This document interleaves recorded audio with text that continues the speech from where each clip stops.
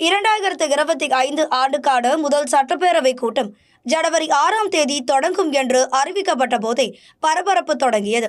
காலை 9:05 மணிக்கு தலைமை செயலகத்தில் உள்ள எதிர்க்கட்சித் தலைவர் அறையில் எடப்பாடி பழனிசாமி தலைமையில் அதிமுக எம்எல்ஏக்கள் ஆலோசனை தொடங்கியது.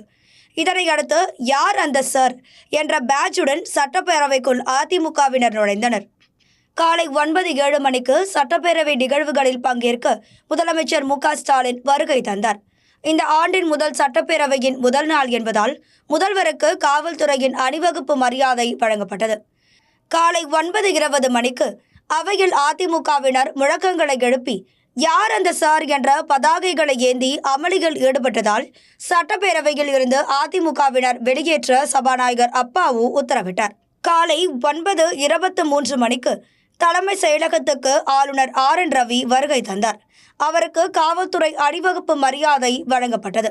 காலை 9:26 மணிக்கு ஆளுநர் ரவியை சபாநாயகர் அப்பாவு புத்தகம் கொடுத்து வரவேற்றார். காலை 9:30 மணிக்கு தமிழக சட்டப்பேரவை கூட்டத்தொடர் தமிழ்த்தாய் வாழ்த்துடன் தொடங்கியது.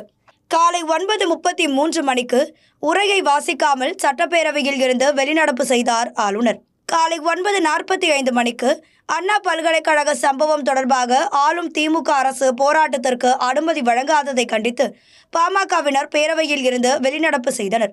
காலை 9:45 மணிக்கு அண்ணா பல்கலைக்கழக சம்பவத்தில் சிபிஐ விசாரணை கோரி பாஜகவினர் வெளிநடப்பு.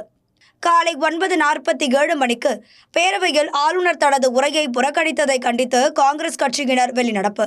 காலை 9:55 மணிக்கு ஆளுநர் உரையின் தமிழாக்கத்தை சபாநாயகர் அப்பாவு வாசிக்க தொடங்கினார். காலை 10:03 மணிக்கு ஆளுநர் ரவி சட்டப்பேரவையில் இருந்து வெளியான பிறகு தமிழ்நாடு சட்டப்பேரவையில் இன்று மீண்டும் பாரதத்தின் அரசியலமைப்பு மற்றும் தேசிய கீதம் அவமதிக்கப்பட்டன. தேசிய கீதத்தை மதித்தல் என்பது நமது அரசியலமைப்பில் வகுக்கப்பட்டுள்ள முதலாவது அடிப்படை கடமையாகும். அது அனைத்து சட்டப்பேரவைகளிலும் ஆளுநர் உரையின் தொடக்கத்திலும் முடிவிலும் பாடப்படுகிறது. இன்று ஆளுநர் பேரவைக்கு வரும்போது தமிழ்த்தாய் வாழ்த்து மட்டும் பாடப்பட்டது என ஆளுநர் மாளிகை விளக்கம் அளித்தது. காலை 10:05 மணிக்கு சட்டப்பேரவையில் இருந்து வெளியேறிய தமிழக காங்கிரஸ் தலைவர் செல்வ பெருந்தகை தமிழ்நாட்டு மக்களுடைய நலனில் அக்கறையில்லாத ஆளுநராக செயல்பட்டு வருகிறார்.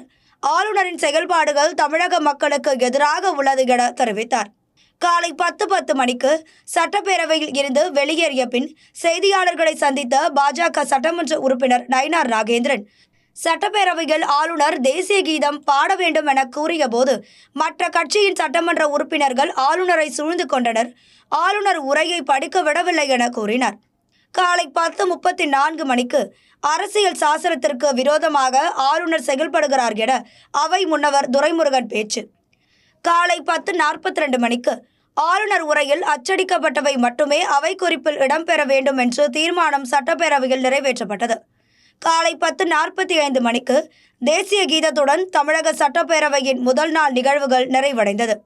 காலை 10:50 மணிக்கு ஆளுநர் உரை காற்றாடி பலூன் போல் உள்ளது, உள்ளே எதுவும் இல்லை என சட்டப்பேரவைக்கு வெளியே எதிர்க்கட்சித் தலைவர் எடப்பாடி பழனிசாமி பேட்டி. காலை 11:05 மணிக்கு தமிழ்நாடு சட்டப்பேரவையின் மரபின் அடிப்படையில் என்ன நிகழ்வு நடக்க வேண்டுமோ அது நடந்து கொண்டுதான் இருக்கிறது. அதை மாற்ற வேண்டும் என்று ஆளுநர் ரவி நினைக்கிறார். அது முடியாது என அமைச்சர் சிவசங்கர் தெரிவித்துள்ளார். காலை 11:30 மணிக்கு சட்டப்பேரவை நிகழ்வுகள் முடிந்த பிறகு செய்தியாளர்களை சந்தித்த சபாநாயகர் அப்பாவு சட்டப்பேரவை கூட்டத்தொடர் ஜனவரி 11ஆம் தேதி நடைபெறும் என தெரிவித்தார். பின்னர் ஆளுநரின் வெளிநடப்பு குறித்து பேசிய அவர் வேண்டும் என்றே உரையை புறக்கணிக்க வேண்டும் என்ற அடிப்படையில் ஆளுநர் இவ்வாறு செயல்படுகிறார் என்ற எண்ணம் தோன்றுகிறது. ஆளுநர் ஜனநாயக கடமையை ஆற்றவிருக்க வேண்டும் என தெரிவித்தார். தொடர்ந்து பேசிய அவர் சபையில் அண்ணா பல்கலைக்கழக வேந்தரும் தமிழக ஆளுநருமான ஆர்.என். ரவி பேச ஆரம்பிக்கும் போது அதிமுகவினர் அமளியில் ஈடுபட்டனர்.